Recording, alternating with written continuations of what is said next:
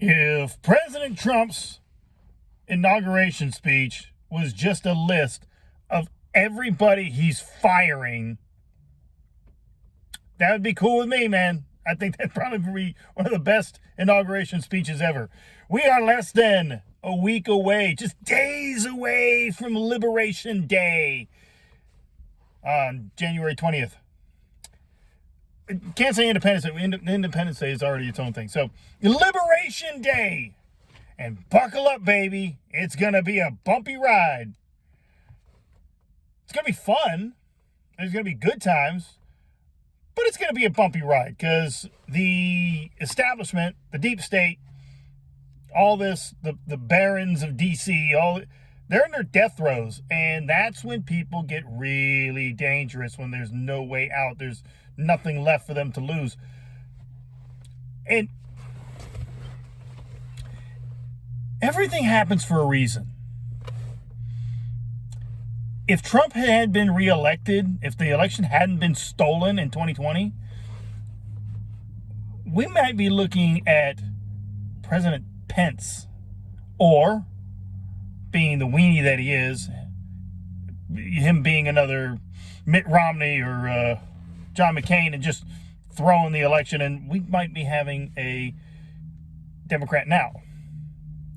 Instead, we got Trump, and we're looking at the heir to the throne as being J.D. Vance. We're looking at 12 years, a very good chance of 12 years of not just a Republican in office, an ass kicker closing shit down. And those 4 years when they tried to get Trump, oh, hell hath no fury than Trump scorned.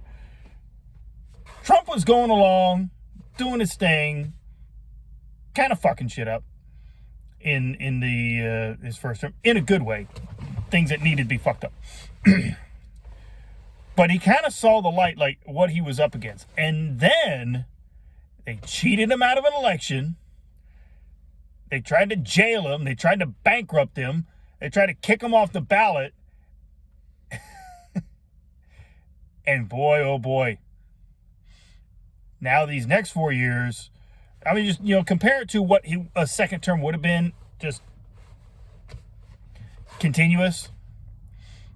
Oh, he's going through like a buzz. I mean, second term presidents always change anyway because they got nothing left to lose, but they're still kind of like, constrained. Oh, now Trump, he's out for revenge in a good way because revenge need to be got. Going through like a bus. I got an uncle that's like pushing 90 years old. He's like, for the first time in my life, we might actually see a very good chance departments closing down and the federal government actually being reduced in reality, not like a cut in the rate of growth, that kind of bullshit. I mean, actual less government employees, less government departments, bureaus, and agencies, and all that, less government regulation. Kash Patel, if he gets in there and FBI director and shuts down the J. Edgar Hoover building, why does the FBI need its own entire building? Why can't they just have an office or a block of offices in the Justice Department that they fall under? Why are there like 7,000 agents? I think that's the figure I heard from Kash Patel. 7,000 agents in D.C. working out of that building, the J. Edgar Hoover building. Go out there and find some fucking terrorists, assholes.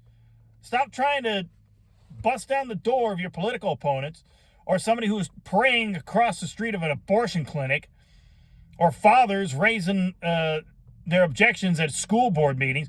Get out there and catch some fucking bad guys. Like the real ones. And when that happens, there's going to be pushback. There's going to be kickback. They're in their death throes.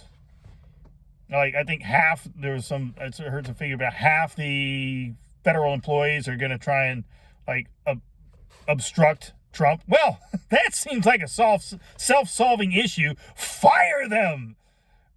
That's half the government right there gone. There's your problem solved.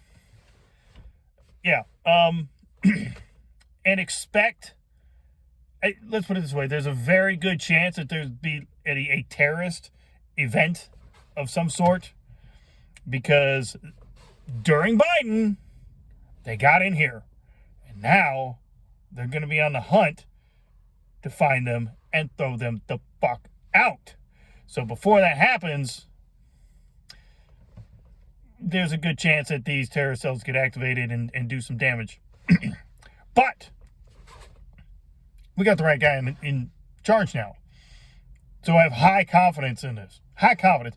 It's kind of like, not a perfect analogy, but in 2001, when September 11th happened, I was like, thank God, because we weren't that far removed. We were less than a year removed from Florida, the 2000 election, and Al Gore very closely stealing that election. And thank God we did not have that asshole in charge at that time. Say what you want about George W. Bush. And yes, I got plenty of criticism too. But at least he was the guy in charge and not Al Gore or anybody else at that time. It was like, okay, this happened. We got attacked.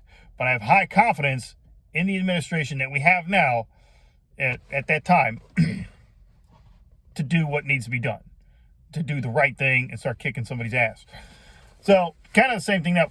No terrorist events have happened, but we are far better prepared and better to react and deal with it with Trump in charge than Biden or Kamala or any other hell, half the other Republican politicians. Shit. So there's going to be problems. There's going to be, like I said, a bumpy ride. But let's just enjoy it. Let's enjoy Trump kicking ass, J.D. Vance by his side, capture Tom Homan. The Doge closing shit down. And not everything's going to go perfectly. Not everything's going to go our way. Not, the H1N1, whatever those visas are. Yeah, we got some issues. We have some disagreements and things like that. Trump may not do everything as conservative, because he's not. He's a populist. That's fine. You get what you pay for, and there's no surprise there. That's all I've always said, is that Trump, the president, never acted out of character from Trump, the candidate. So even if I disagree with him, at least I'm not surprised. At least I'm not like, hey, you said you did it. I know. I bought the ticket anyway. All right. Just wanted to let everybody know. Hang in there. Help is on the way. Liberation Day and the next 4 years are going to be fun. Bumpy, but buckle up, baby. It's going to be fun. Sic Semper Tyrannis. Long live the Republic. Be excellent to each other. God bless.